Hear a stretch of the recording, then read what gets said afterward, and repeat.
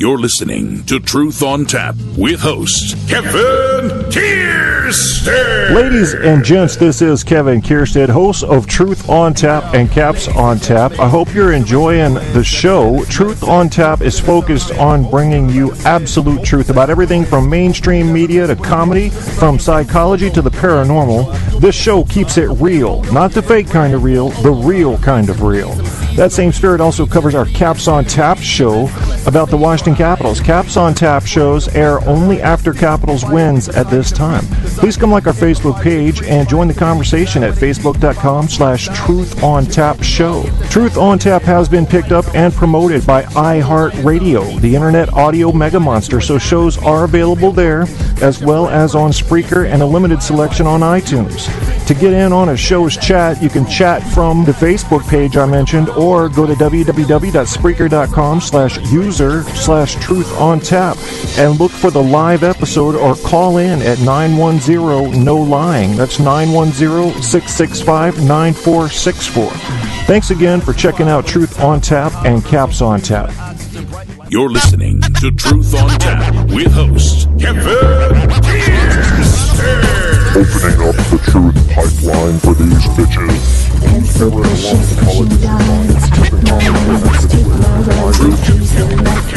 Truth on Tap. Truth. My right to say how I say it's mine to give my hands, my heart, it's mine to share my soul. Truth on Tap.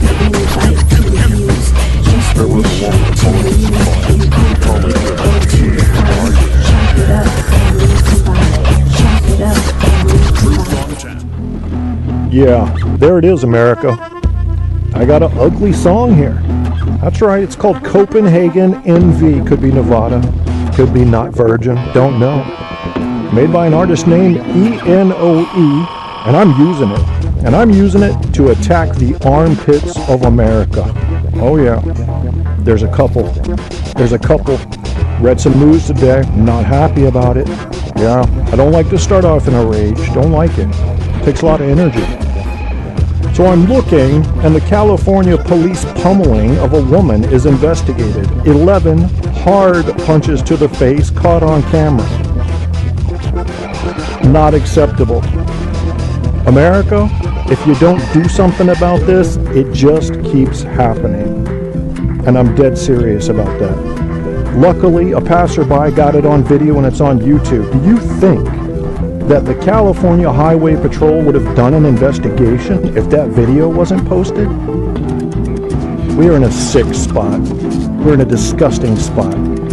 We'll give anybody a goddamn badge and a gun. Jesus.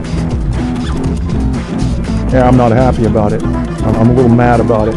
Yeah, I'm actually pretty pissed off.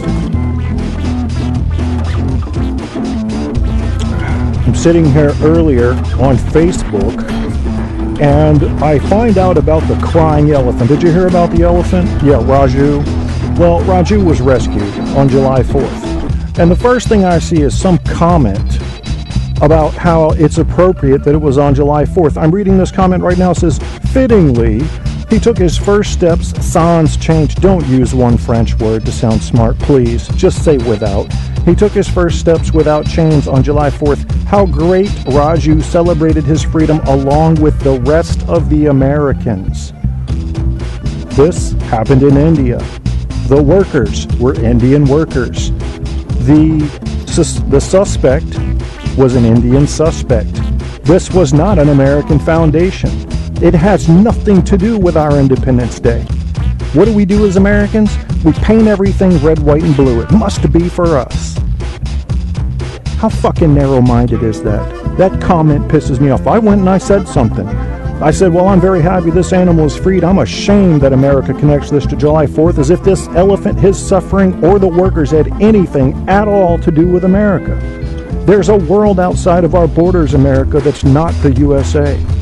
Have a little respect for it.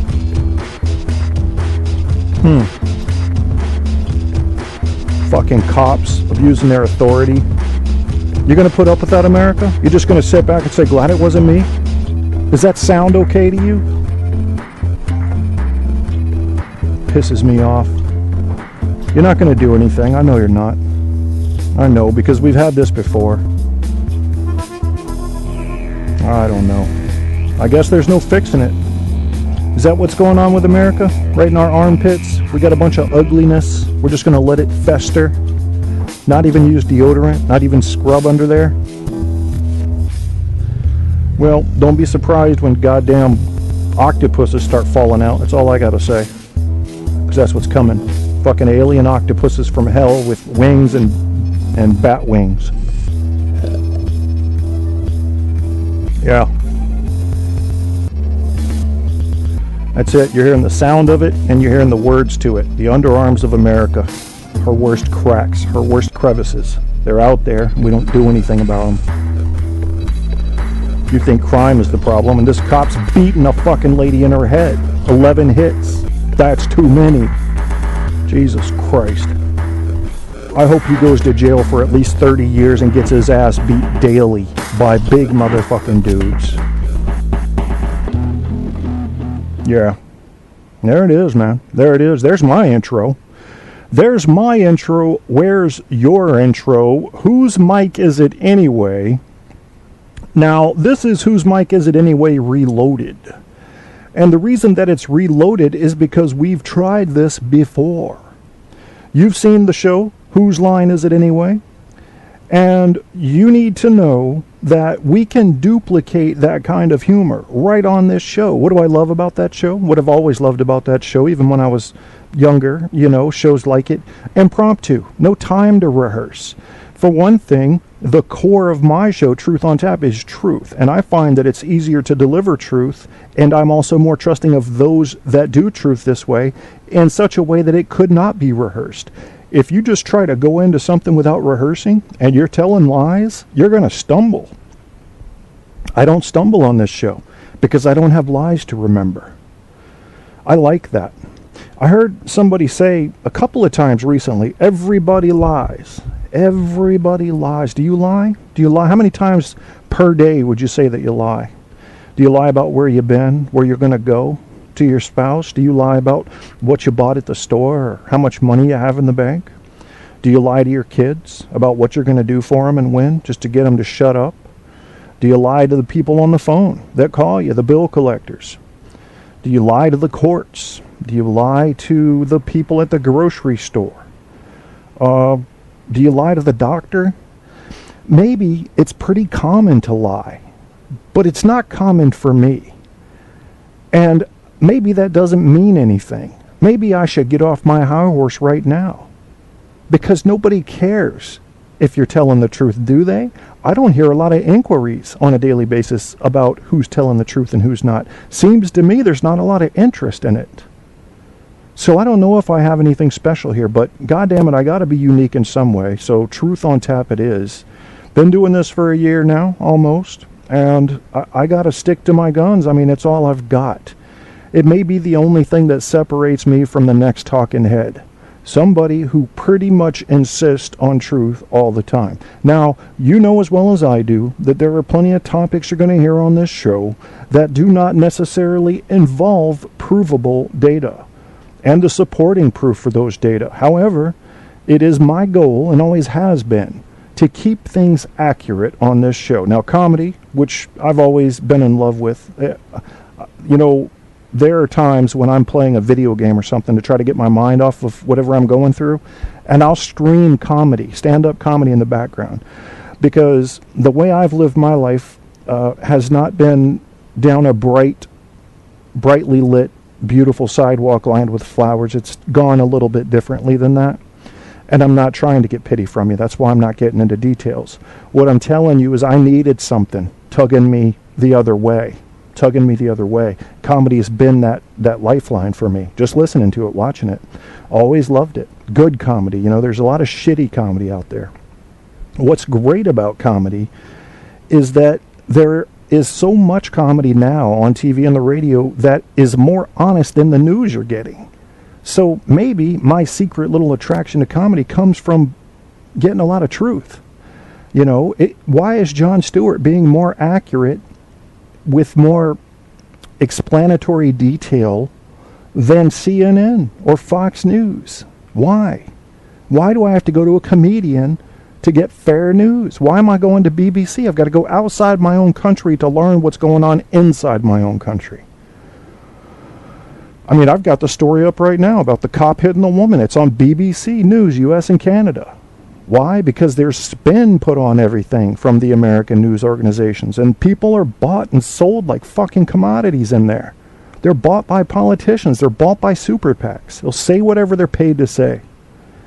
It's so hard to find somebody who insists on truth, you know?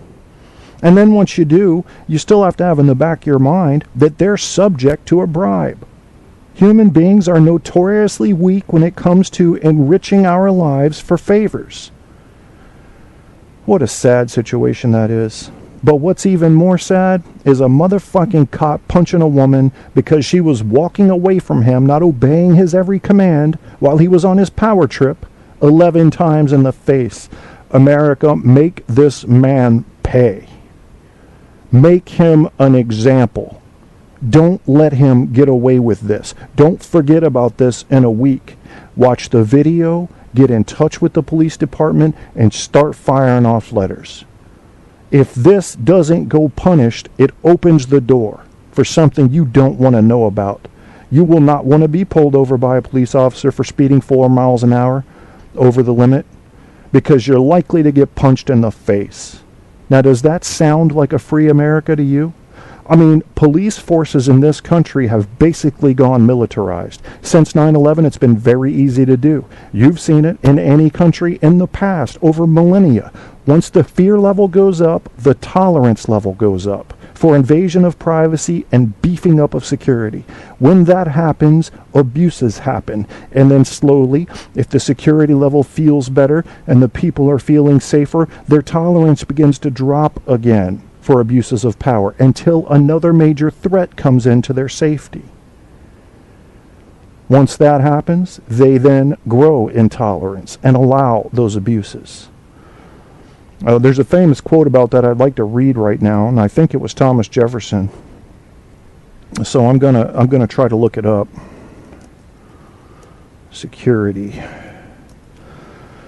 We're gonna again. This is going to be Whose Line Is It Anyway? If I can get some ideas and some people in chat on the phone, on Skype, you can call in. 910-NO-LYING is the number. 910-665-9464. You can Skype in. It's a verb now. It's a verb, and you can Skype in to mr.kevin.kierstead. That's K-I-E-R, stead as in steady.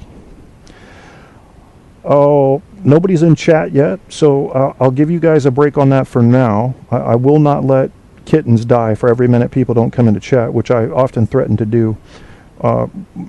That's a joke, okay? I have no power to let kittens die. I'm just, okay, please don't take me too seriously. Was it Ben Franklin? It was, I think it was Ben Franklin. Yes, I believe it was. Here we go. It says, those who surrender freedom for security will not have, nor do they deserve. Yeah, I just love a goddamn pop-up. Yeah, thank you for signing me in, Goodreads, because I really needed to sign into an account to read a goddamn quote. You know, that's important. Those who surrender freedom for security will not have, nor do they deserve either one. Those who surrender freedom for security. We need the backlash to be strong. We need the backlash to be strong on this case and any like them. I've been pissed off since Rodney King, because once you give a person power who is not thoroughly examined psychologically and thoroughly monitored, you are setting yourself up for a disaster in a free country.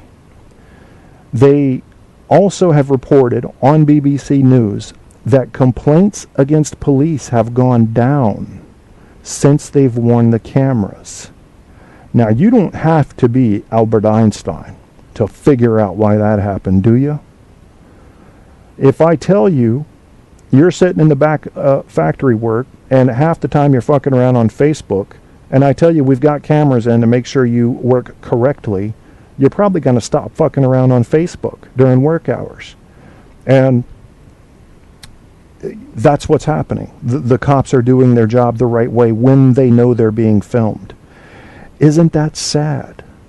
That's incredibly sad that they have to know that they are being monitored audio and video before they'll behave. Not all of them, of course not all of them, but a surprising and alarming number when you go undercover of cops. You tell me a cop, you show me a cop who's never accepted a bribe, who's never accepted a favor for some sort of legal service while on duty, like letting somebody go, who's never used his authority to gain something for his personal wealth or satisfaction, and you know what I'm talking about. Show me one cop who's never done that, and there you have a clean cop. You have a cop acting the way they're supposed to. I have a feeling that in America, actually worldwide, we're going to need to replace cops with robots. I'm sorry.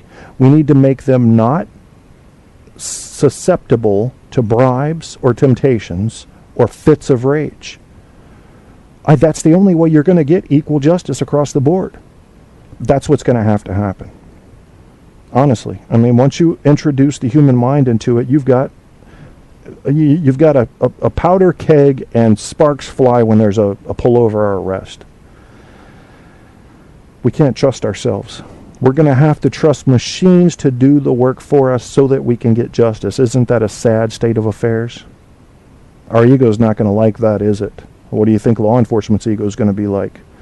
I think the same might go for judges, sports officials. Anybody who's in a position of power to decide the fate of another should not be subject to mood or bribery or fits of rage. I don't know how else we're going to get justice. If you just want to, it's sad that depending on what court you go to on what day and what judge you get, you'll get a different outcome. Depending on the jury selection process and who shows up and who can't, you're going to get a different outcome. It should be uniform across the country. Depending on the laws, state laws notwithstanding, you should have an equal chance in any courtroom. You shouldn't have to file for a change of venue. You shouldn't have to have a judge recusal. What the fuck is that? We don't have justice in this country. We may have freedom, and that's limited, but we do not have justice in this country. Forget about that. It's not even close. You can buy your way out of any crime, and if you don't have money, you can go to jail for any crime, whether you committed it or not. Justice is a long way away. I don't know if we'll ever see it. I have to believe machines will do it and the code will be exposed for the public to see. That's all I can figure. That takes away the potential for bribery and anger and moods and all that. Goodreads, I'm done with you now. Whose mic is it anyway? I might as well get into it. I don't want to draw somebody in with the promise of doing some type of skit comedy and then be totally negative the whole show because of dickhead cops. So let's switch gears here. Closing the video from BBC of the California woman getting pummeled by a dude twice her size for no goddamn reason. I'm closing it. I'm closing the elephant. Thank you. I'm glad God, universe, whoever helped with this, maybe just spontaneous natural event. Elephant was rescued after 50 years of abuse. I think that if they can gather the evidence and prove the case that the guy that did it should be subject to 50 years of abuse. Why not? Elephant was. Oh, it's so complicated, isn't it? Life is so complicated. Justice. Justice doesn't exist, folks. Justice is just as malleable as a stream when you put rocks in it. It'll go around, it'll reshape, it'll treat one area different than another. You can't, there's no solid picture of justice. Forget about it. Forget about that. That's not going to happen. You're never going to get that. Not in America, and I haven't seen it anywhere else either. So, as far as whose line is it anyway, whose mic is it anyway, I'm going to pull up. Now, I promise you, and you'll just have to believe me, that I have never Googled this. I'm pulling up topic ideas for whose, if I can learn to spell, line is it anyway. And I'll read a couple. If there's if there's a list, I'm looking for a list, not just like, oh, here's an old episode. Mark's Guide, Scenes from a Hat, Reddit. Okay, this might be a list on Reddit. I don't visit Reddit very often. If I find a list, I'll seriously, we'll get this started. I'll act out a couple. Surprises found on the slopes of Mount Everest. Okay, that's the first one. Swear to God, I've never seen this. Surprises found on the slope of Mount Everest. Are we ready? Now, question is, if I'm going to imitate a person, I can, I'll tell you what, I'm going to do it to a song. I swear to God, I never saw that topic, and I do happen to have a song that I downloaded called Advanced Base Camp. Here goes that. We're at Advanced Base Camp now. The elevation Surprises found. Where? On the slopes of Mount Everest. Feet. Yeah, I'll do it to a song. I don't care. That's creative, bitches. You gotta admit that. So that puts 5,600 meters. That's higher than I skydived from. Seriously, I was 12,500 feet up.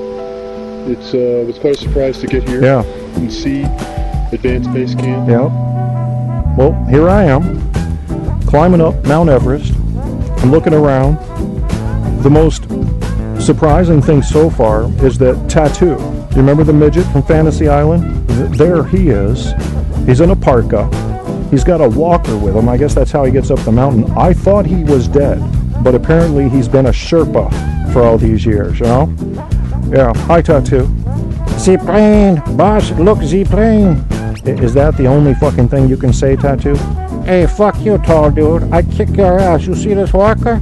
I can swing this thing 430 miles an hour on a 40-degree arc. Oh, sorry about that, Tattoo. Well, let's move up the mountain, Tattoo. See what else we can find here. It's Pat Sajak playing Wheel of Fortune with himself, the board game. I don't understand. What's he doing here? I see he's got a tent, but why is he? I don't understand. Wouldn't he be sick of? Why is he even on the fucking mountain? Well, this is stuff you're surprised to find on Mount Everest. So, we just found Pat Sajak playing the home version. Jesus Christ. Oh, he's got a bottle of liquor there. I get it. I get it. He's drinking early times. That fucking explains everything. How much you want to bet he can't solve a single puzzle? He's buying vowels when all 5 of them have already been bought. He don't give a fuck. Vanna, he's calling Vanna. Vanna, is there a U? You already got the U, Pat. Ah, god damn it, I didn't see it. Oh, fuck you, Pat. We're going up the mountain. See what else we can find up here. Oh, lordy. So, moving up the mountain, I got a little cramp working on my left side here, so I'm trying to work that out. Here's a condom. Wow. I'm going to make the assumption for the purposes of safety, because, hey, safety first, that clearly, that this condom has been used. Because even if it was new, what would I do with it? I mean, I guess I could blow it up, put a message in it, throw it up in the air if I needed to be rescued. Maybe it would bounce to the next mountain. Somebody would find it. I don't know. Fill it with helium, fart in it. How dense is gas from your ass? Does anybody know if it's less dense than air at 5,000 meters? I don't know. I don't know about that. Yeah. What do we find? What are we finding on Mount Everest here? What is that? What is that over there? Is that that's not an Ewok, it's too small. It's a gremlin. It's a gremlin. He hasn't been fed after midnight. He's not wet yet because the snow hasn't melted. Look at him. Yeah, he's just fucking standing there. What does he think, I don't see him? What is it with animals? They just stand there and think you don't see them. That's I see you, you fucking Ewok, gremlin looking little bitch. You're creeping me out is what you're doing. Don't look at me, please. I said don't look at you. You know how far I can throw a snowball? That's it. That's it. Yeah, you better run, you little fucker. You fuckers are dangerous. You're the ones that make planes wreck. I don't like you. Little bastards. What are you doing on Mount Everest anyway? Get the fuck out of here. Yeah. So, and here's a pencil. And, yeah, well, here's a pencil on Mount Everest because you can write in the snow, I guess. What's that over there? Is that an adult diaper? What is it with the toiletries? There's a lot of that on Mount Everest. Yeah. All right. You know, all things considered, I'm doing a little self-eval now. I'd probably give myself a 6 out of 10 on that one. But I might jump it up to 8 out of 10 just because I happen to have the appropriate song ready. And had no idea I would see surprises found on the slopes of Mount Everest. Now, keep in mind, I'm looking at this Reddit list called Scenes from a Hat, which is something they did on Whose Line Is It Anyway? And I have not looked at numbers 2, 3, 4, 5 on down, because I'm good at that. I can cut myself off from looking any further if I want to use that stuff later while catching myself in a surprise. So we'll do that. I'll read the rest, and you guys can go ahead and pull it up if you want. You can, yeah, here we go, because the website is short. It's reddit.com, reddit.com/r/scenes from a hat. reddit.com/r as in Roger /scenes from a hat. And you can see the list I'm looking at. And I might just work down this list tonight, see how we can do. You know, it's all impromptu. That's the name of the game when you're doing Whose Mic Is It Anyway? And I may do it with different types of thing going in the background. Maybe it's sound effects. Maybe I'm imitating somebody's voice. I need you to call in and let me throw a topic at you and you do it. I mean, that's what's going to make this a fun game. And I honestly think it's going to make this radio show the most popular radio show in the world when we're doing Whose Mic Is It Anyway? But we got to get it started. I need your help. So come on. I need creative people who can act spontaneously and be funny.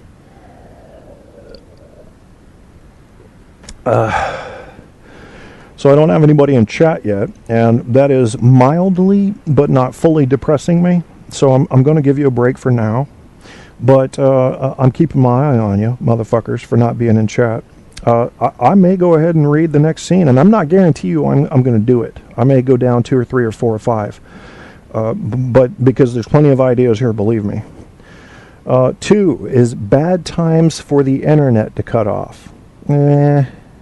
I could have fun with that on a quick firing basis, like, oh my god, the porn video, you know, that kind of thing, but I'm not gonna. Times where you just want to slap someone, that's too frequently. It's not really special.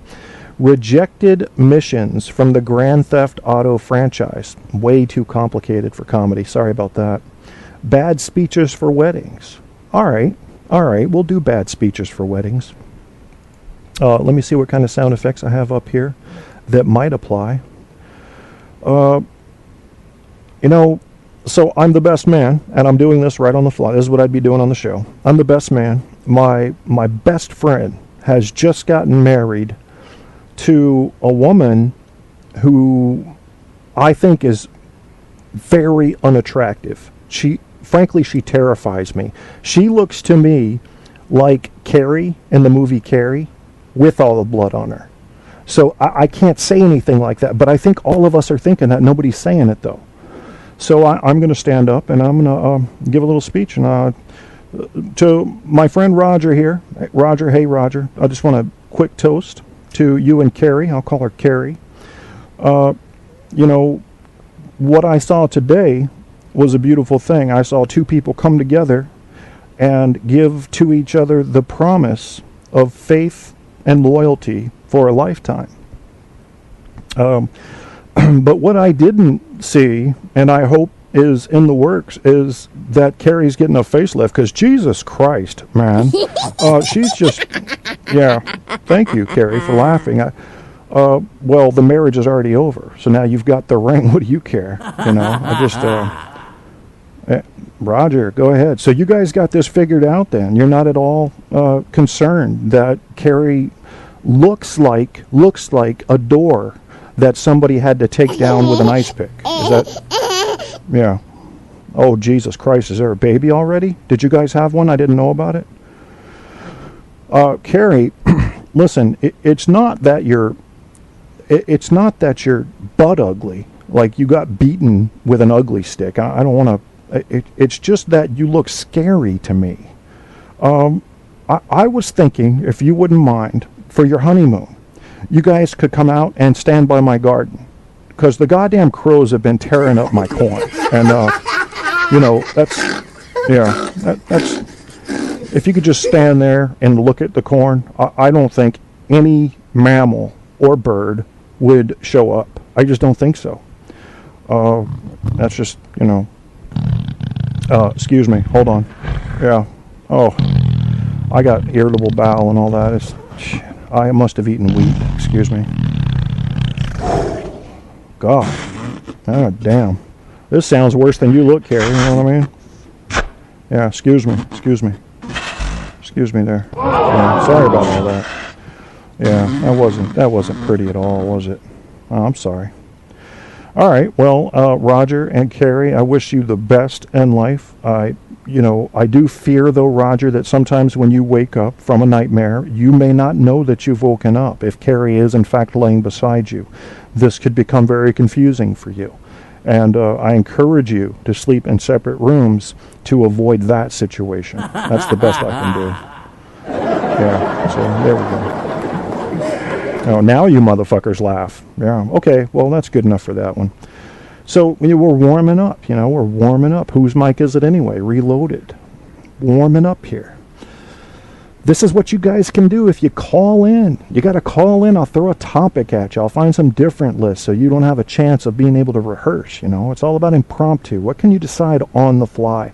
Exercising the human imagination is a beautiful thing to me. The human imagination, the most powerful force I think we have. Because it's what lets us step out of the laboratory and find the new shit to bring into the laboratory. That's what I think. Imagination. Imagine it. It doesn't have to make sense. Forget making sense. Where the wild things are, did anything in that fucking book make sense? No. But it was an imagination orgasm that created that book, and the author ought to be proud, in my view. Drinking coffee to keep up with you people. It's 85 humid degrees in my studio. Not to mention, I can't have the fan blow directly on me because it's what you'd hear.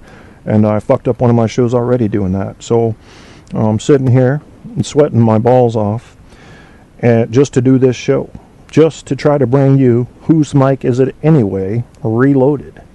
And because my energy level has not fully recovered from when I was having the attacks from, I guess it's celiac disease, it could be IBS, then I have to suck coffee down like it's in a fucking IV just to keep up.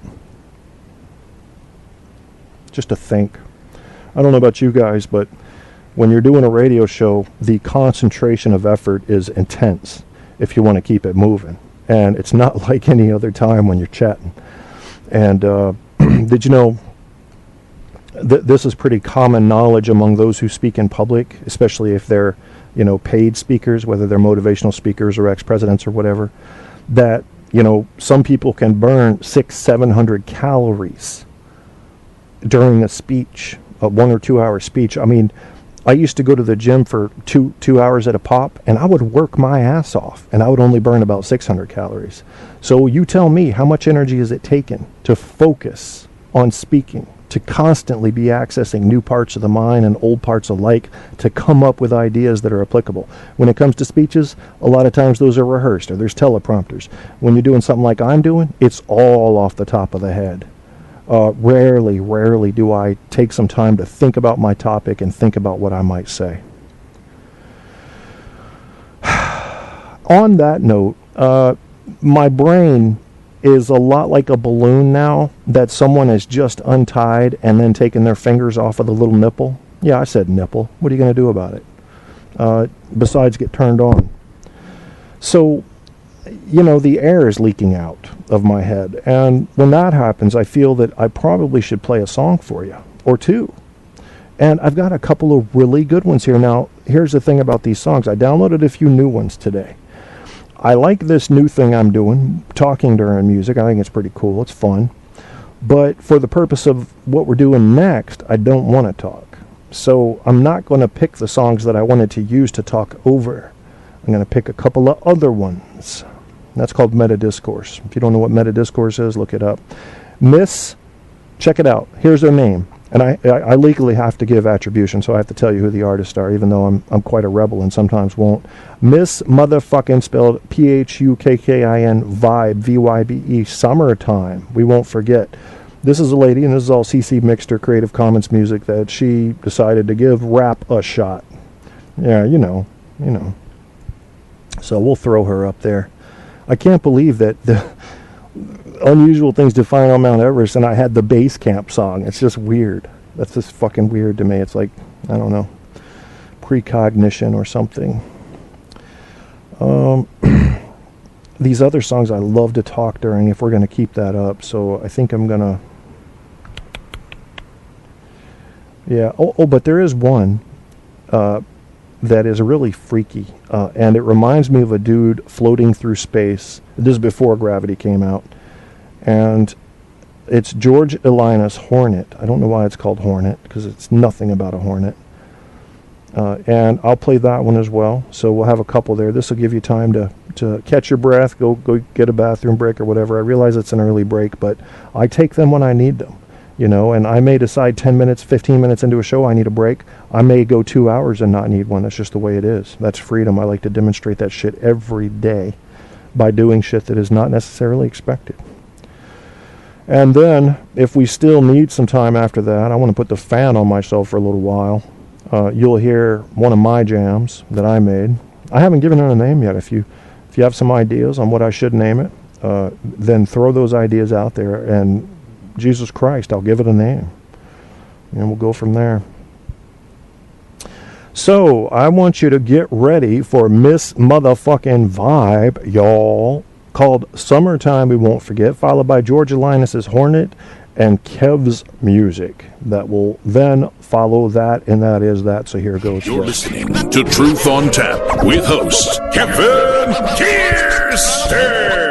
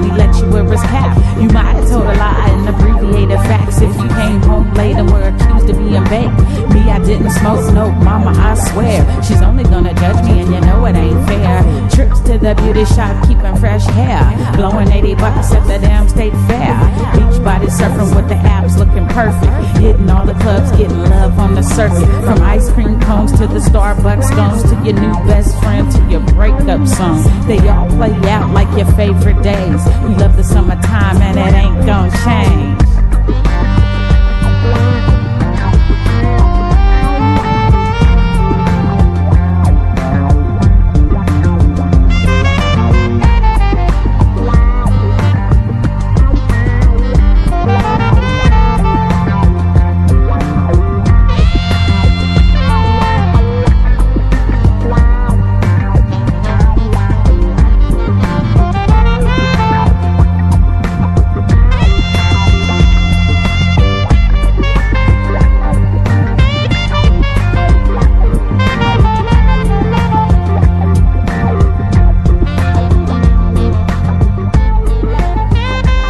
Listening to Truth on Tap with host Kevin Kierstead.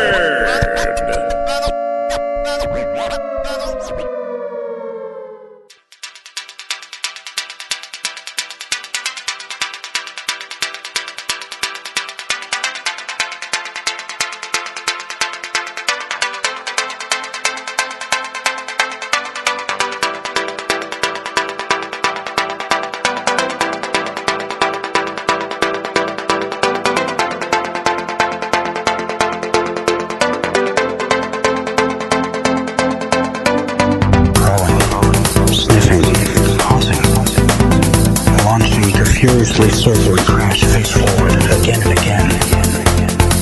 I can see the sun. I cannot see a barrier, though I inspect its surface. All else is dark, that way is light. The faintest leak of air tells me that way is home. So I flail and beat against that which I cannot see.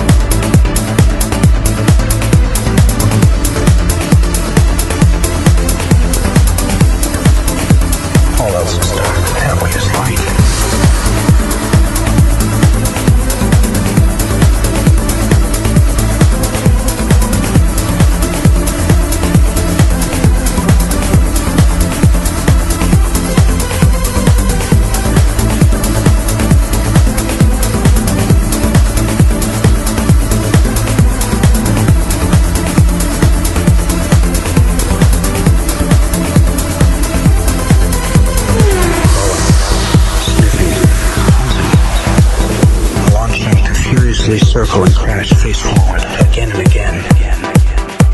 I can see the sun. I cannot see a barrier, though I inspect its surface.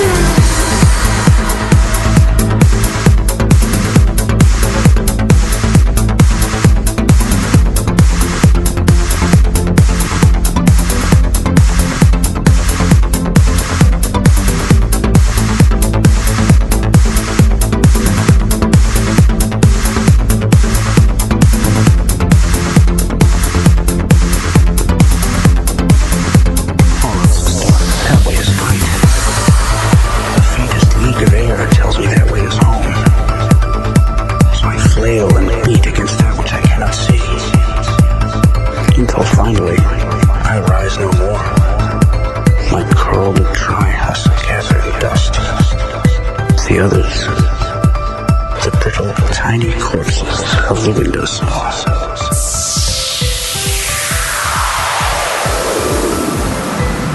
Pausing. You're listening to Truth on Tap with host Kevin Kierstead.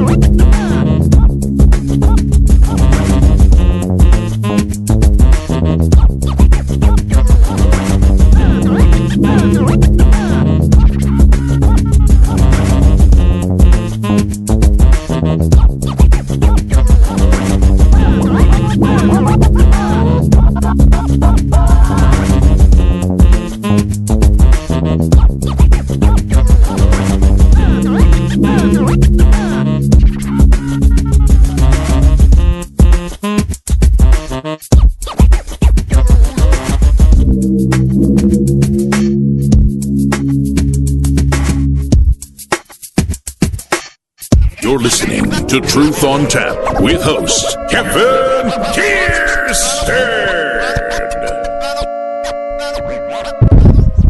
Uh-oh. Here comes the wind. Yeah, look at that. Advanced. This is not advanced bass camp. It's generic hip hop. It's quick, so yeah, I'm talking during it. God damn it. Listen to this shit. Oh yeah. Yeah. You're gonna move in a Gidget kind of way. It's only a minute and a half, so work with me. Everything's condensed, even the dance. Yeah, America. This is what you're capable of. Listen to this. Got another one coming up after this, but it's nothing like this. Just listen to this. Yeah. This is how I'd feel if I did cocaine. Yeah.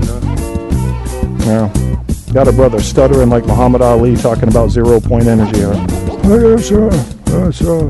Left jab. Yeah. There it goes. We'll keep it artistic, How does this song make you feel? That's art. I swear, I'm on a surfboard in 1963 is all I can say, and everything's getting a little crazy. Yeah, free love.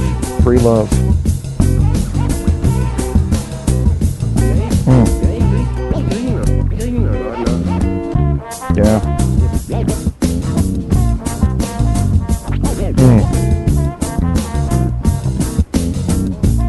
Too bad this song is so short. All they had to do was double the track. Go Eno. E-N-O-E. Generic Hip Hop Sessions 1. But here we go. Sac Joe 22 coming. Lamadio Tiado. There it is. Oh yeah. I'll talk during this one. We'll just keep it going. Talking about everyday life, everyday things. My focus is on the human mind, as usual. And various subtopics that fall under that category. Sac Joe 22 with a foreign language, Lamadio Tiadio, featuring Air Lomeg. I can talk during this. This feels right. It's a good song. I've heard it. And it's beautiful, really. I'm probably going to maul it just by talking during it. That's not fair, but fuck them and fuck me. That's what I say. Let go of your pride, people. There's a good topic. Let go of your pride. You're just one of trillions of people. When you count all the ones that have come before and all the ones that have come after, you're a leaf on a tree in the middle of a forest that will fall and will die. So enjoy your life. Stop worrying about the small stuff. Lamadio Tiadio, brother. Let it go. Let it go. That's what I'm calling it. I don't know what it means. Probably Latin or Italian. It's probably Italian. But it could mean limes with tomatoes. The point is, how does it make you feel? Because that's what good art does, doesn't it? It makes you feel a special way that you didn't feel before or rarely feel. Yeah, let it go. I'm saying it means let it go. Let it go.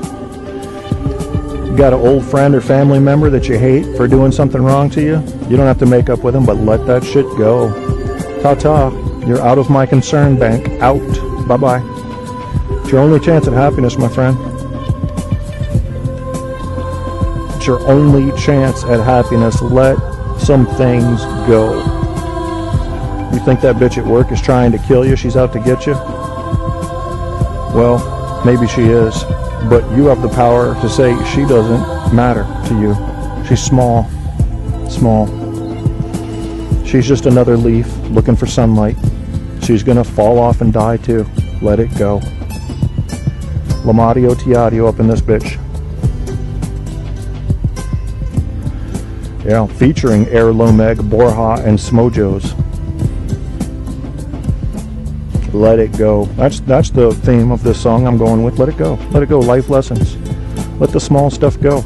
Somebody hurt you when you were a kid. Somebody hurt you when you were a teenager. Lamado ta-da-da-da-da-do. Let it go, go, go. Let it go. How can you have any chance or hope that you may be happy in the future if you're holding on to old anger and resentment and a need for vengeance? Let it go. Let it go. Picture your life in the context of 10 million years. You're nothing but a drop of water falling through a raining sky. You cannot be concerned with the behavior of all the other drops. Just fall. Just fall. Look at everything on your way down. Feel the wind flying past you. You're falling. Enjoy your fall. Feel the floating nature. Feel the Earth's gravity pulling you down. You're falling. This is the only fall you get. So just enjoy it. Let the old shit go.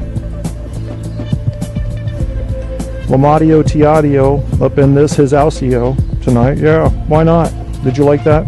You folks like that? I liked it. I liked doing it. It was an original idea. Let it go. You're listening to Truth on Tap with host Kevin Kierstead. Yeah, why not? You know, Truth on Tap. We're keeping it real. We're keeping it honest here.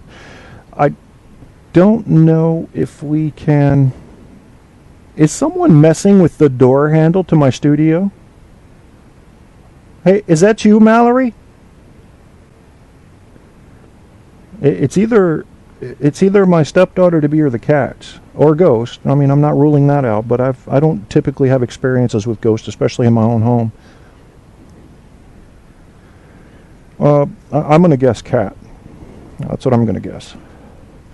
Even though it is summer, so the 13-year-old is allowed to stay up late. She's a straight A student, and you know, I try to pull for rewards for her whenever I can, and I give her things. You know, for example, I had a Caps jersey that I've had since 1999, and she got all A's, and I gave that to her because I didn't have any money to give to her. So. And I do, you know, that's a big thing to me, but the little things are, you know, like tonight I pulled for extra ice cream. She's getting bigger, you know, I mean, she's growing, and she only had the 2 little kind of Dixie cups full, and I petitioned her mom to give her another because she was asking for it. Yeah, how'd we get there? The door rattling. I was looking up whose line is it anyway, and they have this website that has all of the names. I mean, literally, there's like 50 different categories of games. You know, 3 of a kind, 2 characters, weird newscasters. What are you trying to say? On and on it goes. And I was looking up the scenes from a hat because, to me, I guess that's if you look on YouTube and you're looking up whose line is it anyway highlights, the most typical thing you'll find is scenes from a hat, and it's the funniest to me. I guess I don't know. Maybe there's some. I don't want to say that for sure because there are so many categories I enjoyed of that game.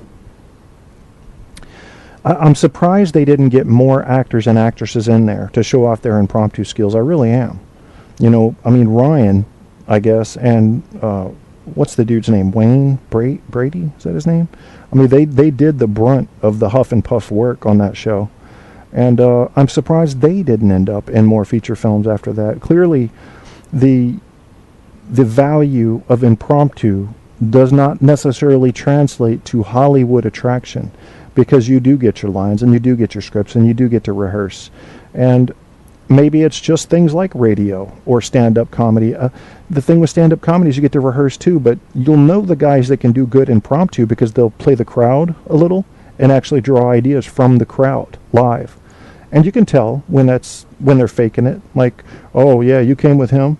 You must have been desperate. Well, that could have been rehearsed. But if somebody's wearing a pink suit and they stand up to show you their pink suit, and you respond at, they remind you of, I don't know, a huge firecracker pork sausage, then you're probably doing impromptu there. And that, when it's funny, not like I just did, that's attractive to me. I love a comedian that can play it off the fly.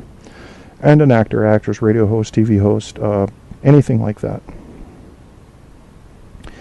Maybe that's just me. I'm not so sure if there's a large audience out there who truly appreciates impromptu ability. Maybe I'm just off on this. Maybe it's one of my weird little things that I thought more people would be interested in. But even so, even if that's true, and I'll entertain the possibility that it is, I will continue to push this Whose Mic Is It Anyway show. I think it can take off. I know it's going to take off. It's just a matter of time. So I'm not letting it go. We're going to... My girlfriend's laughing in there. When she gets tired, she laughs at anything. I swear to God. I could point at my nose, she'd guffaw. And, guffaw, as you know, is painful form of laughing in which you are imploding from the lungs inward. And I'm surprised, that she... So it's funny. It's funny to me, but it's so easy to make her laugh late at night. And as you can imagine, I use various techniques to do that. Truth on Tap, the show. Kevin Kierstead, the host. Whose mic is it anyway? Reloaded is the topic, but is it? I mean, we're not really doing whose mic is it anyway. I guess if I were pushing for this, if I felt passionate enough about this, I'd be doing it. Somebody showed up in chat. Hi, Apocalypse. Hi, Apocalypse. Are you here to stay? This is what I want to know. And maybe the thing about Apocalypse is he can bring a crowd. He can bring a crowd with him wherever he goes. He'll go on Facebook and on a couple of Facebook pages and say, hey, Kev's doing a show. Come on over. Next thing I know, I got 50 people in the motherfucking chat. And if they come, Apocalypse, if you round them up for me, we're going to do this, goddammit. We're going to do Whose Mic Is It Anyway? And they're going to throw the topics out, and whoever Skypes in or calls in is going to act out the goddamn scenes with me. This is going to be great when it takes off. I've used my imagination on this one. I know it's going to be good. I know it's going to be good. But I don't know if that was actually at 10:47. See, I just got the message that you were in chat, Apocalypse. So if you're still there, let me know and round up some people in here. Help me get this thing started. We need a good kickoff to this. Whose line is it anyway? Whose mic is it anyway? Any of you that routinely listen to my shows, you know I came up with this idea probably about 8 months ago, and I've just kind of let it cook in my head, wondering, will it do anything? Could it do anything? Could this be a unique angle? Yes, I think it will, and that's what I came up with. And even if I've overestimated the number of people that would be interested in seeing the display of impromptu skills, I don't think I've overestimated the number of people who can appreciate good comedy. And when you do something impromptu like this, guaranteed humor going to roll out of it, even if it's not of the nature of an impromptu show. It may not be a result of someone thinking quick. It's just going to be funny. We're going to have funny roll out of it. I know that. So, yeah, I'd like to get it going. Drew Carey notwithstanding. I mean, if he were here, we could have him list out the topics and, make fun of himself. And I'll bet that guy's never been laid. I mean, I'm just guessing, but he's just one of those guys you go, oh, no. Poor Drew. Yeah, he probably, even if he paid for it, they would just say, I'm sorry, here's your money back. I'm just so sorry. Poor guy. I feel bad for him. Apocalypse, what are you doing in there? I haven't heard back from him, so apparently he's fucking around. Sorry I didn't get back to you sooner, man. I don't know. Let's pull up some other shit here. These are some other Whose Mic Is It Anyway, Whose Line Is It Anyway categories. I want to know if any of these appeal to you. So if you're listening to this show later on iHeart or something, make sure to leave it in the comments. Animals. The contestants act out a soap opera, but as animals, e.g. hamsters or dinosaurs. That sounds interesting. I mean, as you know, I believe humans are animals with this facade, if you will, of civilized behavior we wear on our outer surface. And as soon as you get tired, really tired, or you drink some alcohol, that shit completely erodes. You're right back to the animal. Right back to the animal. Animal's what got you here. Animal is, your ancestors had to be animals, or you would not be here today. Backwards scene. 2 contestants act out a scene starting with the last line and working backwards to the beginning. Now that would be the thinking man scenario there. Good Lord. I'm serious. That sounds like brain surgery to me. I could do it, but I'd have to have a pot and a half of coffee and a pleasant disposition on that day, because that is a lot of thinking. Let's see. Change of company. That's interesting. I like the idea of changing on the fly in the same act. So this one's contestants act out a story changing into various types of casts. So the occupations, nationalities, etc. Healthy to get the mind working like this. I find it one of the few things that can challenge my mind. You know, my body is completely over-challenged with my illnesses, and I can't do shit. So it's all in the mind now. I need my mind challenged. Couples. 2 contestants improvise a scene changing into various famous couples suggested by the audience. That's a good one. I like that idea. I don't know if I could be the woman, though. I mean, who was it? Jack Nicholson in As Good As It Gets. And so he was an author in the movie. If you haven't seen it, he was an author. I'm not going to spoil it for you. And a girl comes in to his office or something, catches him in this, surprises him or something, and says, "How do you write women so well?" And he says, "I think of a man, and I take away all reason and accountability." And she was stunned, and she should have been. I mean, that was pretty fucking harsh, but that's what he said. He also said, "People that speak in metaphors ought to scrub my crotch," which I don't blame him for that. Oh, every other line. 1 contestant reads from a play while the other acts a scene and tries to reach a given end line. That sounds a little too convoluted for me. Here you go, film review. 1 contestant reviews a film acted out by the other 3. Jesus, that sounds a bit complex too.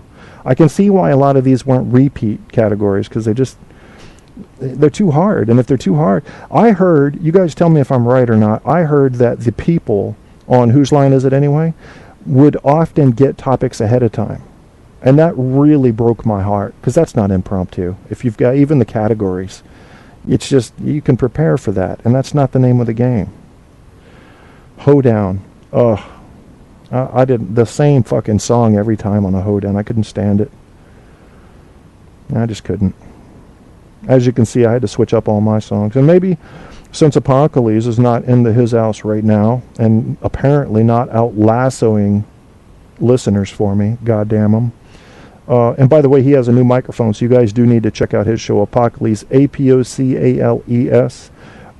He is the Spreaker ambassador. Okay, he knows everybody on Spreaker, and he can get people to each other's shows. So he's just, if Spreaker had a UN, he would be the head chief spokesman, and that's a good thing. And that's, plus I just like, he's always come into my chat room, and I used to think I was special because he did that, but he goes into everybody's chat room, so I know now that I'm not special, but I still appreciate his visits. He keeps tabs on shit. He really does, on Spreaker. Yeah, but since he's not there, what we will do, let me just check again. Yeah, he's not there right now. What we will do is I'll talk during another song. And this is a new thing. I used to do something called Doc in a Box, where I would play a song from CC Mixed or a Creative Commons license, and I would pretend, because I am formally trained in psychology. I didn't have enough schooling to be a psychiatrist, but I had quite a bit. And so I would pretend to be a psychiatrist counseling this person that was singing. And that was all well and good, but I had audio problems early on. Hell, maybe I should try it again now that I've got this worked out. Fuck it, I will. I mean, we're doing impromptu, right? Now, I've got these songs here, and a couple of them I've played before, but see, the ones that I've been talking during are instrumental. So if I'm going to do a Doc in the Box, if I'm bringing Doc in the Box back, I'm going to have to pick a song in which they're speaking. I'll tell you what, here's a song, and I've only listened to it once. I don't even remember what it's about. Snowflake, who's a very common artist on CC Mixter, called A Foolish Game. And I remember hearing this song the first time and thinking, this is about how futile the struggle in life is. It's a foolish game where you're all going to die. Just stop trying to fight everything. That was the impression I got of it. But I'm going to tell you what I'm going to do. I'm going to be Dr. Kevin Kierstead right now, and I'm going to psychoanalyze in real time Snowflake as she sings the lyrics to me of A Foolish Game. So you get a good song, you get potentially a great life lesson, and you get what a psychiatrist might think is wrong with it. Why not? Why the fuck not? Hit it, Snowflake. There she goes. Yeah, I see you brought a guitar with you today. No, just lay back on the couch. Go ahead. You can play the guitar if it helps you speak. Go ahead. Life's a foolish game. Yeah, I think so too. The same. But maybe we could change. Turn the ship another way. Feel it in the darkness. Sailing right into those jagged cliffs. Oh, Yeah. that sounds rather suicidal. Have you been thinking of hurting We've yourself? always been insane. Well, Hey, yeah. life's a foolish game. Now, I don't know if you're insane yet. I need to analyze you further. So let's not let that be a foregone conclusion. Running closed system. Okay. Not a world gone missing. Plus all our CO2 emissions equals degradation. Wasting ships and mass extinction. Mass extinction, it's coming. Yeah. But maybe we can change. We sure can't stay the same. That's 'Cause true. life's a foolish, foolish game. So what you're saying is we're going to die. Is that what I'm getting from this?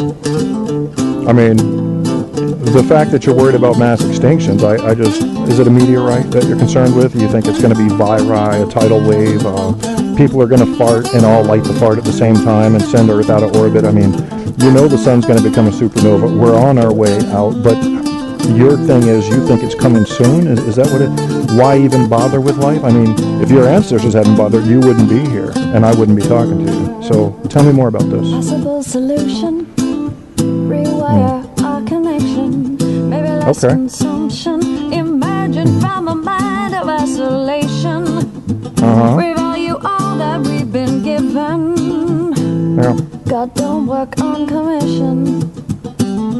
We Okay. make up one big breathing chain. We're quite the same. Hey, life's a foolish, foolish game. Yeah, you're not making much sense to me right now, Snowflake. I got to admit. From what it sounds like, you think...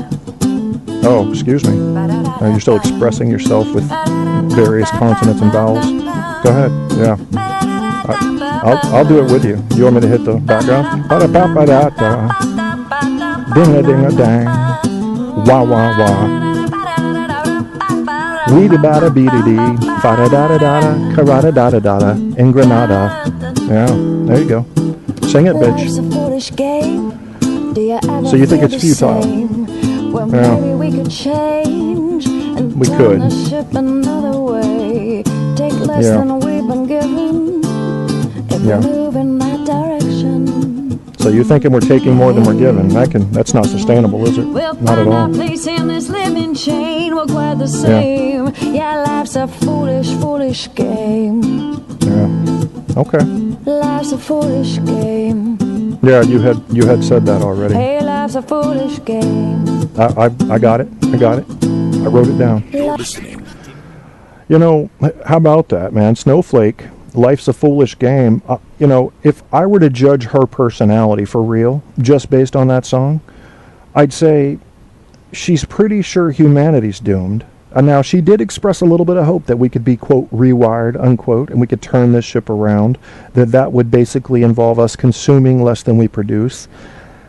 You know, it's not in our nature. It's not in our nature. We're like locusts. We're like bacteria. We breed, we tear up all the resources around us, and then we move. You saw it in The Matrix. You saw the agent talking about it. We're kind of like a virus. Now, the difference with us is we can spread good if we spread out into the universe.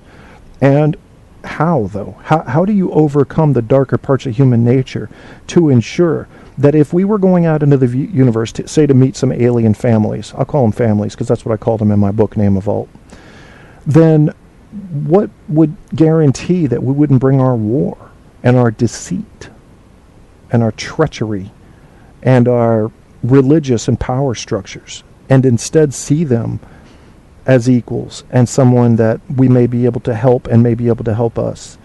What would make us not be suspicious of them and their motives? Because we are a suspicious species. Say that 3 times backwards in Russian. You won't. I think we can do that. I think we can spread out and take the better part of ourselves out into the universe. But Snowflake thinks we're doomed. That, you know, we may turn this ship around, but it would take a lot of change. And change is not something you're commonly going to see in the human animal. The broken manimal resists change, does not like change. You want me to give you an example? All right. If you guys that are working the regular 40-hour week jobs, and you've been there, say you've been at your current job for at least 2 years, you're going to understand this. All right. Listen to me for a second. New employee comes in, especially if they're in management, but could be right in your own ranks. It's the first goddamn thing they want to do. What's the first thing they want to do? They want to start changing shit. Have you noticed that? Yeah. Nobody talks about this, do they? I will. I'll talk about it. They want to start changing shit. They want to get their name next to a change in the company, don't they? Well, this doesn't work. Why are we doing? You know what they're doing half the time there? Probably more than half the time. They're jockeying for respect. And they're doing that in 2 ways. One is to show you that they are smart enough to identify problems inside the company. And the second is if they can get their name next to a change, even if it's just a tale that they're telling. I told the boss about this, he changed it. Well, then they've one-upped you if you haven't done that. So here they just started, and they've leapfrogged past you in their mind, and they believe in management's mind. But what do the rest of the people do when this new person comes in wanting change? What do they always do? It's the same thing every time. They try to shut them up. And the thought is, your change may be entirely valid, but you're fucking new, so shut the fuck up. You just need to get used to how things work around here. You talk to me in a couple years about change. You coming in the first week trying to change all this shit. So, isn't it disturbing that we as humans are the one likely in the beginning of a job or endeavor to try to impose change, but those of us that have been in the area for a while are going to be the ones that resist it? Look at that. It's like we're having a nuclear explosion inside of a container that will not release the energy.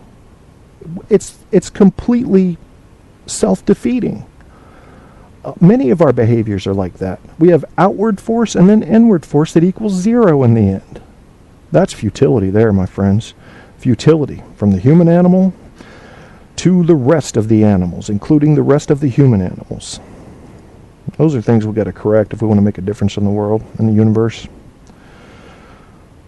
Apocalypse still has not returned to my chat, and I don't have people in the chat room giving me ideas for whose mic is it anyway. And that makes me sad. That makes me sad. This show has so much potential, this show topic, and I want you guys to get involved. If you're listening to this show, I want you to go, please, to the Facebook page. Like the Facebook page so you can see when new shows are coming out. And the next time you hear at least a Whose Mic Is It Anyway episode that I'm going to do, come to it. Give us some ideas. Facebook page is facebook.com/truthontapshow. Don't forget the show. TOTS is an easy way to remember it. Facebook.com/truthontapshow. There you'll find posts for all of our previous shows. There's a tab in there you can listen right through Facebook if you don't want to go to Spreaker or iHeart. And from there you can leave ideas on the post on the page that announce the beginning of the shows. And you can do it real time. And if you don't want to do chat, you can just leave posts on the page there, and I'll try to incorporate those. Hey, Kim. Kim's in the chat room now. What the heck, man? What do you mean, what the heck, man? Kim, I started off this show doing Whose Mic Is It Anyway? I had a lot of hope. I figured people were going to be here. And Apocalypse comes in, like he's been doing here lately, and says hi and runs. Yeah, this is live right now. Live as a bitch. And, yeah, is it... yeah.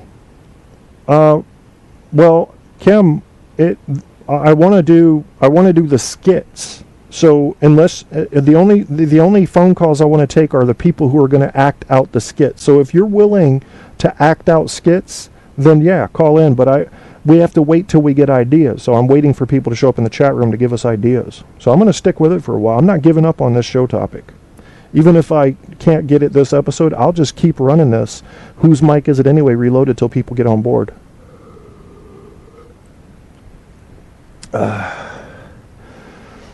Oh, you're going to act out a skit? Okay, well, fuck it. We'll try this. You talk about creativity. I'm going to give Kim a name and a scenario to act out in words in the chat room. Now, Kim, all right, I'm making these rules up on the fly. Let's keep this interesting. You have 60 seconds or less, once I announce who you are and what you're doing, to act out a little paragraph in text for me, okay? All right, so here's the scenario. You are at a funeral for a person who you did not like at all, but who you want to appear to be mourning. You're actually glad they're dead. And you were suddenly given a microphone with which to offer a eulogy to this person. And you know virtually nothing about them except that they were a total asshole. Go. Yeah, there she goes. Wow, this is going to be a hell of a curveball. So Kim is at a funeral. She's getting ready to give a eulogy. A person she fucking hated, and suddenly got surprised with a microphone that said, "Say what you feel about this person." You've got the mourning mother there. You've got cousins and uncles and aunts and step brothers, and they're all crying. It's a very sad time. Old people are there that don't really know why they're there, but they've been brought for formalities. And there's a person in a coffin, and they live their life like a total asshole. Yeah. High pressure situation here. High pressure. Not something I was prepared to do is come up with the ideas for the skits. So this is really, really out there. Let's see what Kim's going to do with this. This is what we'll do. Fuck it. We'll reverse the situation. Put it in the chat room. And then what we'll do after Kim's done is we'll go play a song and talk during it, because that's been a fun thing for me to do lately.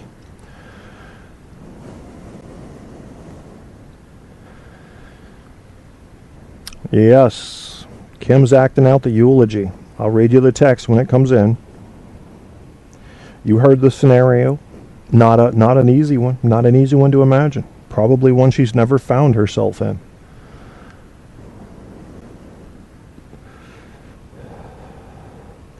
I don't know how I would have handled that topic myself. I think I honestly don't know. So good luck to her. Jesus Christ. Yeah, that was a hard one, Kim. I threw you a fucking... That's like putting somebody out there for T-ball, because we're just starting this program, and throwing a goddamn 90-mile-an-hour slider in there. I'm sorry. I should have been more topical and simple on that to get us kicked off. I mean, obviously, you see how bad I did with surprising things to find on Mount Everest. I mean, tattoo, the midget. What the fuck, Kevin?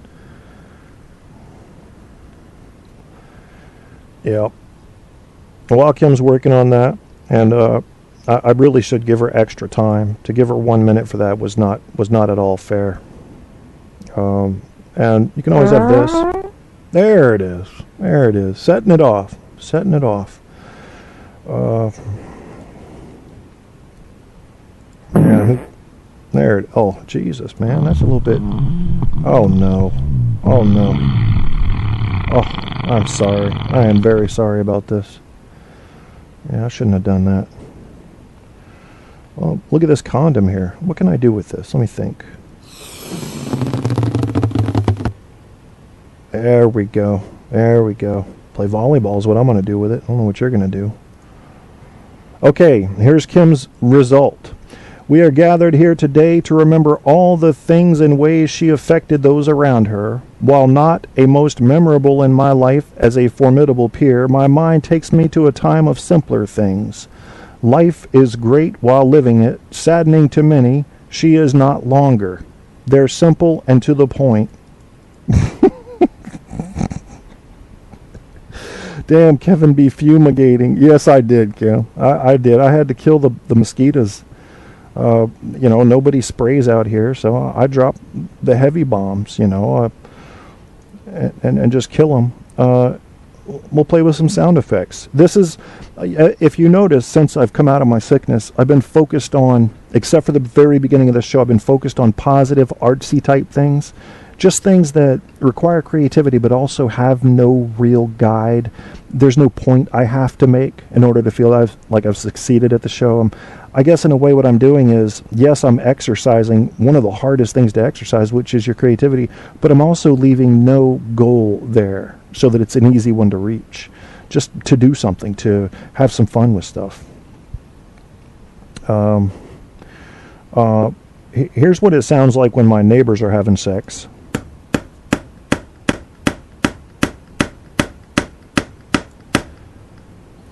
Yeah, well, it's more like this. This is really what it sounds like. Yeah, you hear that?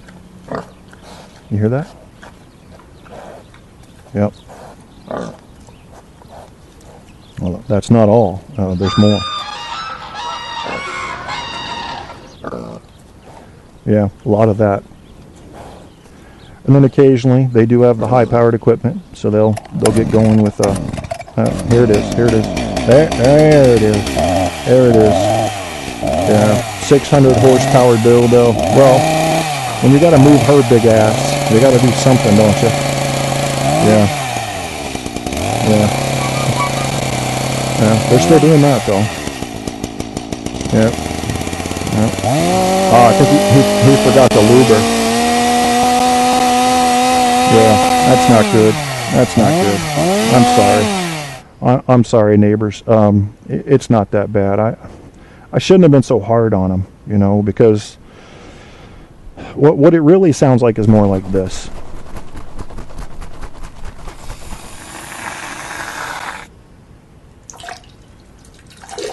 There we go. There we go. Yeah.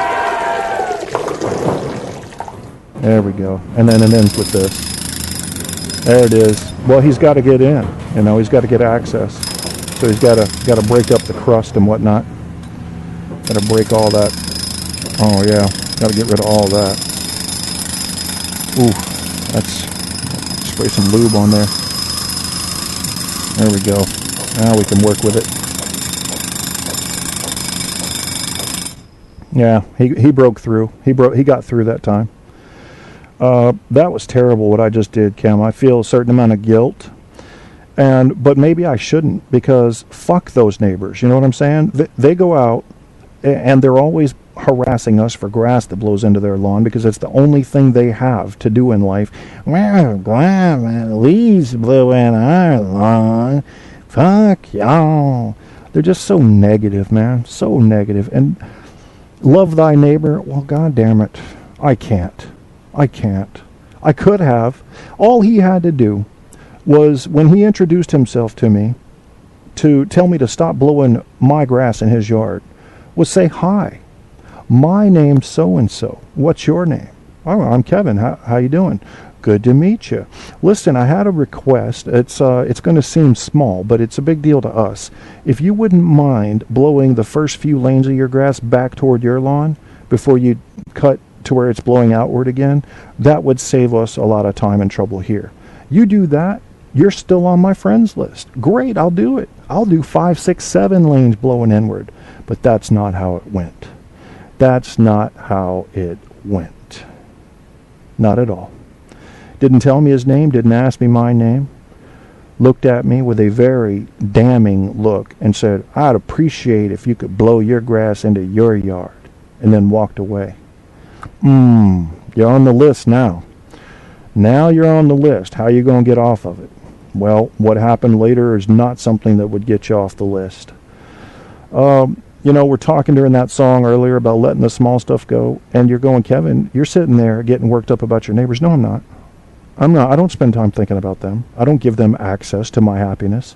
But I also know where I stand with them and where they stand with me. It's a situation that is well carved now. It's established. And that means that there's going to be no getting along. There's going to be no... they put up... The lady that lived here two families before us said that the fence they built between them was the Berlin Wall. So as you can see, there's a history here. There's a history. We didn't bring on this trouble. But I'm also not participating in it anymore. These are people that park at the end of their driveway to make sure nobody turns around in their driveway. That kind of thinking. See, folks, and I think I'm going to have to play a song for this. Kim's getting some headphones, and we'll be doing her a service. I'm going to play a song for this.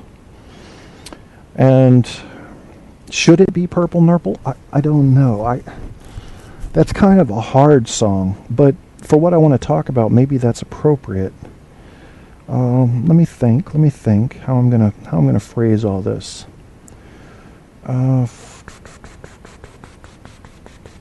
Well, I don't really remember where I was going with this. Let me think. Happiness, neighbors, critiquing other people. Yeah, that's where I remember now where I wanted to go. And what I'm going to call this little speech here is things. You with me? Things is what I'm calling it. And I want you to, Alex, I want you to hit it Purple Nurple with featuring Go-Eyed Fish. Yeah, Go-Eyed Fish. Here it goes. Things. Things, people. They're things. These things you own. You're worried about your kid writing on the wall with a crayon. You're worried about somebody putting a dent in your door in the Walmart parking lot. Let it go. They're things.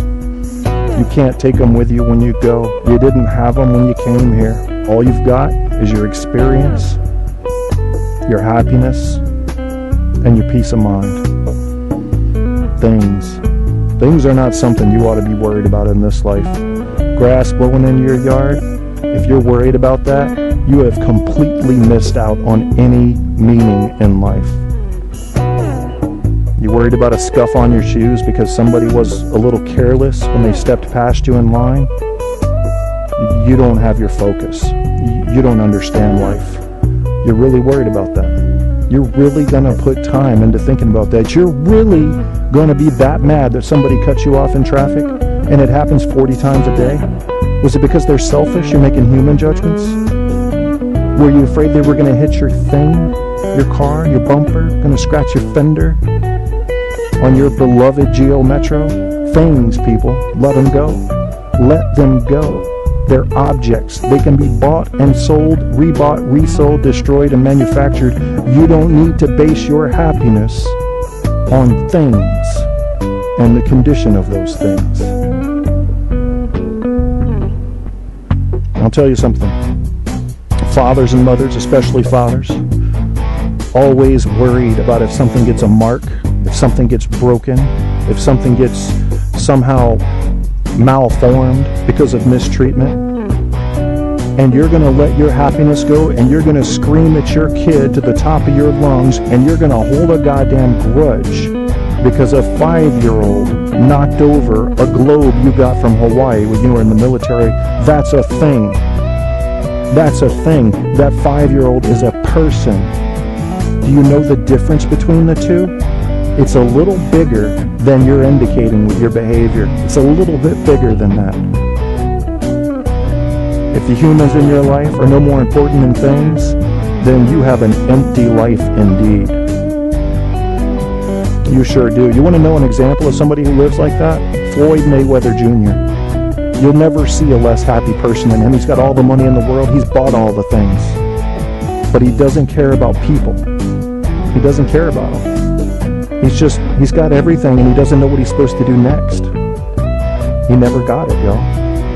Things, man. They're not going to help you. And they sure as hell shouldn't hurt you when they're hurt or destroyed. Let them go. They're things. You got to let things go. Yeah. It wasn't bad. It was a little speech inspired by a thought, played to a song. Kim says Tanya likes your thing, and that's an important thing. I don't know. I think my thing is not special. My thing is not special. Maybe what I do with it is, and maybe the results I get with it are special. But as I've said before, when we were sitting back in Old House Woods, I have a remarkably average thing, and I don't do a whole lot of crazy stuff with it. I'm not proud of it. I'm not ashamed of it either. It's just, I actually, even though that's a part of my anatomy, I still see it as a thing. It's not as important as the mind. The mind and the heart of a human being is phenomenally large. And I was listening to somebody talk a couple of months ago about a parent getting mad that there was a burn mark on a dinner table from somebody putting a pot down that was too hot or something. And I thought, that person has no fucking idea what the whole point of life is. Things, man. You got to let that shit go. All right, I'm ready. Hit it. Hit it, Kim. I'm ready. Kim's got a question. Things, yeah. Things, they can define a person. And once things define a person, that person has lost their humanity. They're no longer human. They are of the consumer mentality. Their idea of success is the acquisition and protection of motherfucking nouns. And that's ridiculous to me. That is not what life is about. Not at all. God, I think we're the only species that does that. There's this one bird species that will gather the most extravagant types of trash and plastic they can find to make their nest look funky. They'll get car keys and everything. And they're still not concerned with the things. What they're concerned with is making the environment as appealing as possible to the potential mate. So they're still at least thinking about each other. The acquisition of things, especially in America or in any capitalist society, just somehow it has become the measuring stick of success. And success leading to esteem from your colleagues and esteem leading to respect. It shouldn't be. It's a broken system if that's really working. I don't think it is. Intelligent people like myself are not respecting you for the number of things you've accumulated. We aren't. We want to know how you treat other humans. That's really what it comes down to. How do you treat other humans? Will you put your need for new things or the protection of those things in front of the need of another human? That tells me all I need to know about you. Now, you could change. I'll admit that. I'll write that down in my notebook, but I won't expect it.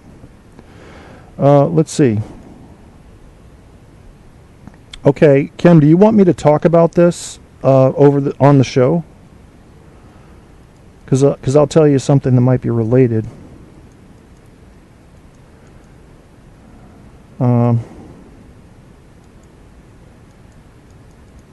Yeah, do you want me to talk about this on the show, Kim? Let me know. Okay. All right. Kim and I are in our 40s. You guys know. And she's saying that this is, Madonna had a dream that she was talking about on Oprah one show long ago, that she had lost all her teeth. And she was mortified. And the psychiatrists say that when you have a dream like that, you're dreaming about death. It's just an extension of death, the loss of teeth. Well, Kim had a tooth break off in the front, and now she's nervous about smiling. How do I handle this? Because first of all, Kim, first understand that it is your vanity that is going to decide how you handle this, not what I say, okay? But I can still come up with some basic suggestions about this. Now, with a woman, it's different than with a man. We tend to care less about our physical appearance, and we're okay with things that would mar our physical appearance to some degree, a little bit more than the average woman. We're okay with that. Now, here's an example. Like right now, when I was in high school, I used to try to impress my friends by biting into beer cans, biting right into the side of them and sucking the beer out. And it was cool. It was fun. And a couple times I got it stuck on my lip. You had to take that off. But what I think I did when I did that is I think the aluminum scraped some of the enamel off of the backs of my teeth and the front. But so right now on 2 of my front teeth, I have a cavity. I have a cavity that spans 2 of the teeth. And I think the enamel was scraped off very early. And that cavity is getting very close to punching through. And I have to decide if I want to get implants or have something done about that. And I've been thinking about this a little bit. And I think it's because we make judgments about people. And part of that judgment is their physical appearance and how they appear. And because we relate missing teeth to poor health or poor hygiene, which we shouldn't, because you don't know why someone's missing a tooth or teeth, then, or it could be genetic too, then we're afraid that once that happens to us, we're going to be lumped in with the way we used to feel about people that we saw that were missing teeth. So what you're doing here is you're fighting human nature on the judgment side to try to mask something that has happened to you naturally that you don't want to be judged for.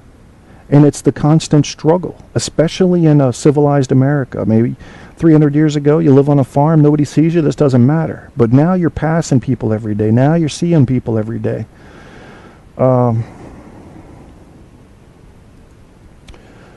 So I'm reading Kim's responses to this. Yeah. Kim, I say, what would make me happiest is if you were to say, fuck it, I don't care. Or if you were to just go ahead and decide on a path to have a couple of implants or even a partial plate, and just take care of it. You know, that would make me happiest. What would make me the most sad is if you stopped smiling altogether to try to hide this from people, and the fact that you would feel you have to. That is worse than anything.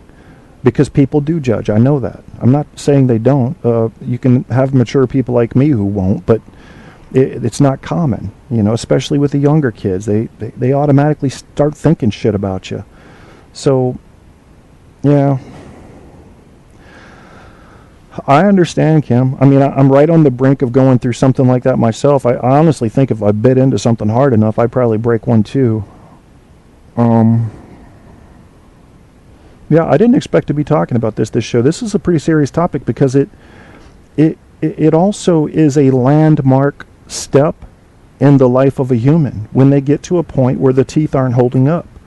And that can be for various reasons. It can be from calcium deficiencies or just natural, hereditary. You know, it's time. Your teeth have broken down. The enamel hasn't lasted. That's not your fault. You know, you brushed them. You ate right. You didn't bite into beer cans. I mean, you did everything right. But they're still coming off. I have a certain person that's very close to me who, by the age of 44, had her last few teeth extracted. By the age of 44. And I know this person was raised to brush her teeth every day and every night, and it didn't help. It just didn't help. So, yeah, I know. So is it... This is really hard for me because I understand the need to be seen a certain way, but I also see it as almost a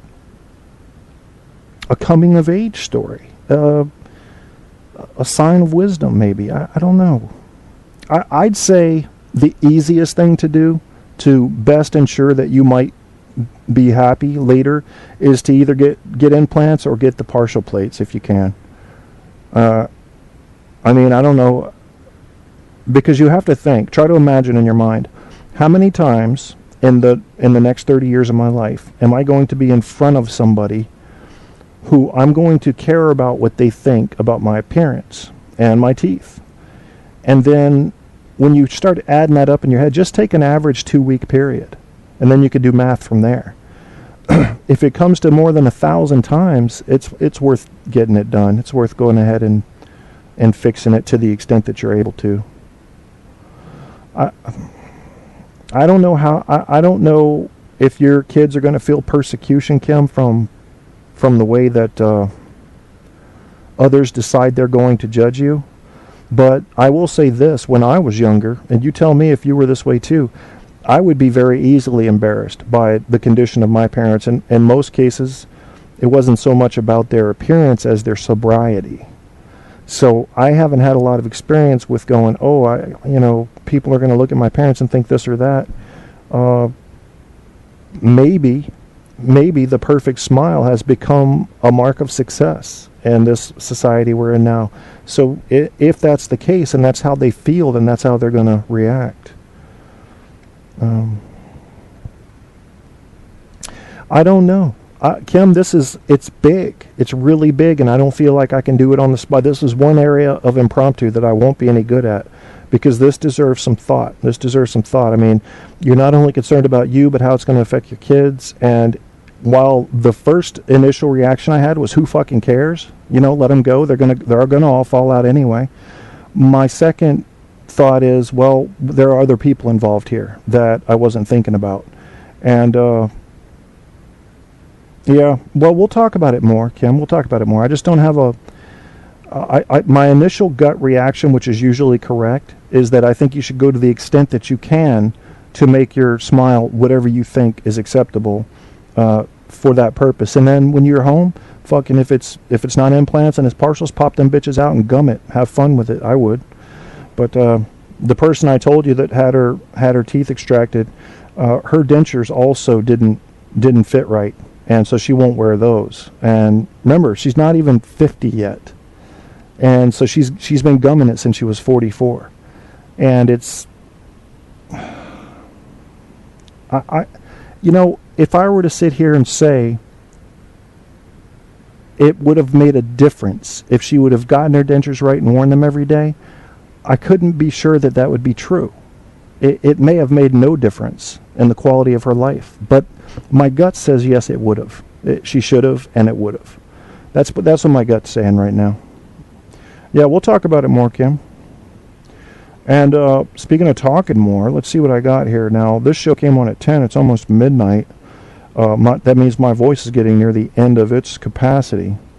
But that doesn't mean we can't talk during another song. And if we can, to try to lighten up the mood here before we slip out, then I'll have to figure out which one, what does it feel like? And so I'm going to have to pre-listen to a few of these. I got one from Snowflake called Secret Things, and I just don't know if I want to do that one.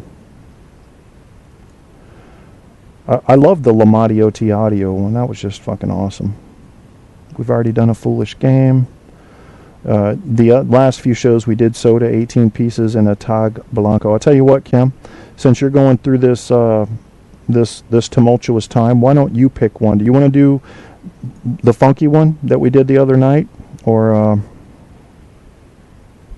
yeah, I need a new back, too. You're right about that shit. They need a human parts store. They'll have them in a couple 100 years, but it's going to be past our time then, I think. Yeah, well, I tried to load that song that you said Logan had to upload it, but it took forever, so I just gave up because Mallory was watching videos at the time and we're on DSL, so it slows the entire network down. All right, so you want the one with the horns. I can't remember if that's Soda 18 Pieces or a Tag Blanco, so we may end up playing both if one is wrong. And then we'll talk during... Actually, yeah, I'll probably just play... I'll play this one, and you tell me if this is the one, Kim. This is Soda, 18 Pieces. I like it. I like both of those songs, but I really like this one. Now, was it this one or the one with the total funk factor in it? Let's see.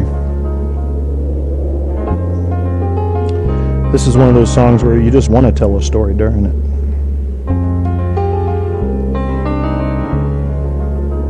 No, I don't think this is the one you liked. I think the other one is the one you liked. Let's go on to the next one. This next one here is going to be Low Tag Blanco by Slumlord. Yeah, this is what Kim wanted.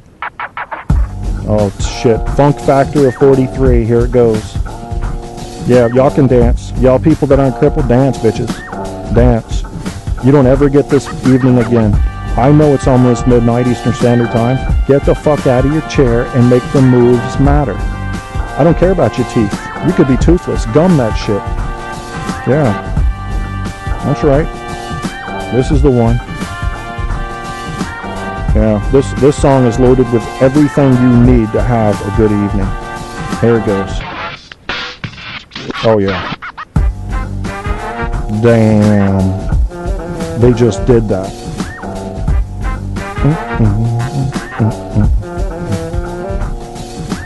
Yeah.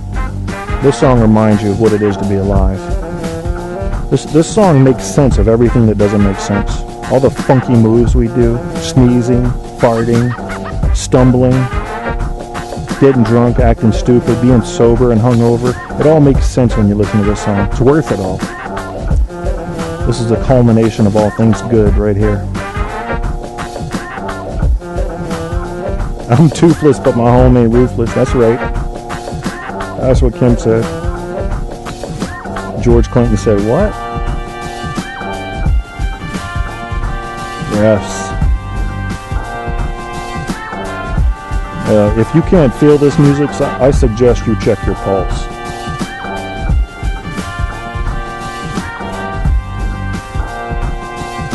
I'm not even a pot smoker, and I just feel like I need a fucking giant bong right now. It's just the only way to fully appreciate this much funk in one song. And some hashish or some shit.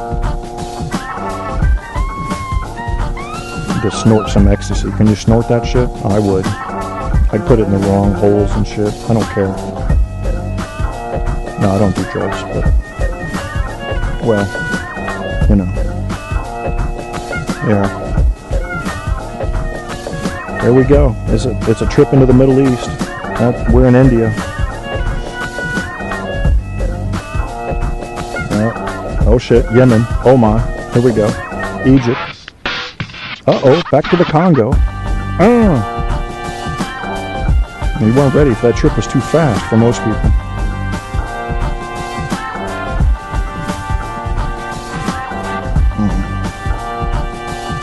Apnea machine, not wash, smell like hash. So that's the purpose of that apnea machine. All right. Yeah, you load that shit up with smoke.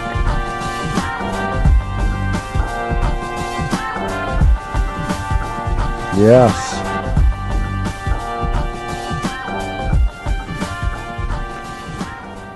You guys heard it here, man. That was Lo Tag Blanco, Slumlord.